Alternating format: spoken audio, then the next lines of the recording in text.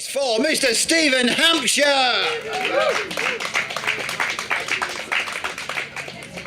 Rock and roll. So someone once said that writing about music is like dancing about architecture. I'm hoping I can get away with at least talking about it. I think one of the things that's really interesting about music is that we can write it down. We can write down sound.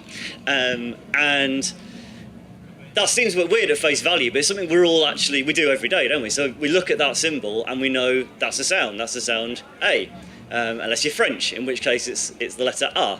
But pretty much in most Western languages at least, that symbol equates to a sound. And we teach little kids to look at that symbol and say, kata, that symbol means that sound. But why? Why does that symbol mean that sound? Well, we got both the symbol and the sound from the Romans.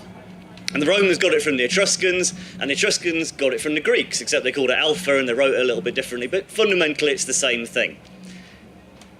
So far so good. If you go a little bit further back, the Greeks got it from the Phoenicians, who wrote it pretty much upside down and called it Aleph, and they got it ultimately all the way back to the Egyptians. That's via the sort of Proto-Sinaitic Bronze Age.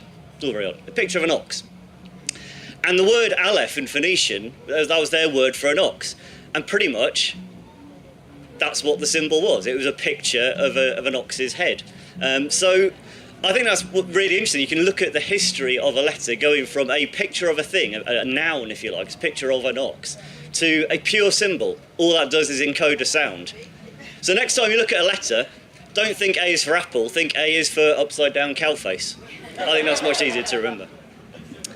So writing down sound is something that's really, really powerful. Language is something that makes us unique. It's the thing that makes us different from other animals in some ways. And writing it is kind of a cultural ratchet that underpins, really, all of civilization. But I think it's also important to remember what it can't do. So what's often missing from writing is the emotional content of what someone's saying, isn't it? It's not like listening to a really good actor acting a part, or someone you know conveying a genuine emotion. That's got a lot more power, hasn't it? So writing is really important, it's really powerful, but it's not everything. What about music? Well, this is also an A. And I think when we write music down, even though that also is pretty universal, it's even less good at capturing all of the meaning that you can get when someone plays a piece of music. Even if we write on the tempo and the speed and the volume and the emotion it's meant to convey, that's not like hearing someone play it on a violin or a cello, or not least if they're good. So I think there's loads of stuff in music that you just can't write down. So one of the things I wanted to talk about is how some notes sound nice together, so we make chords. That's an A major chord and it sounds like this. And if you change that just a little tiny bit, if you change one of the notes by half a tone, it becomes an A minor chord and it sounds like this. So you got major, minor. And the weird thing about the minor chord, I think, is that it sounds sad, or at least to the extent that a ukulele is capable of sounding sad. It's not a very somber instrument.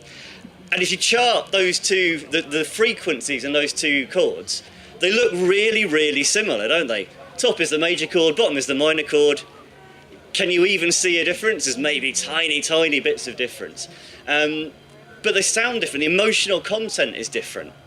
Why is that? Well, one of the theories is that half-tone difference makes the frequencies jar a little bit, so it's not as comfortable to listen to. Maybe.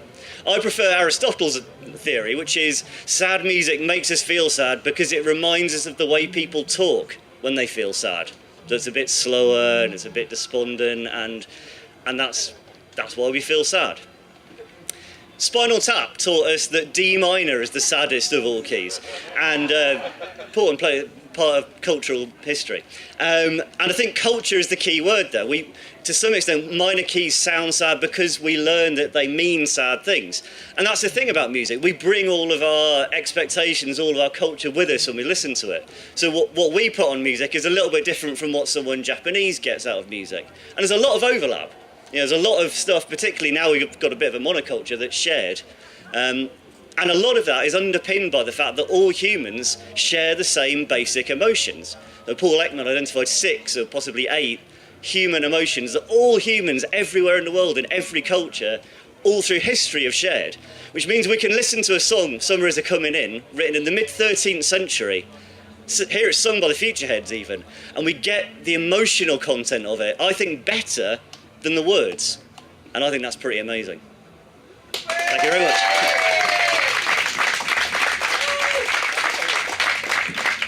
Stephen Hampshire, ladies and gentlemen, fantastic. The stuff you learn at Bettakultcha, it's non-stop, I'm telling you.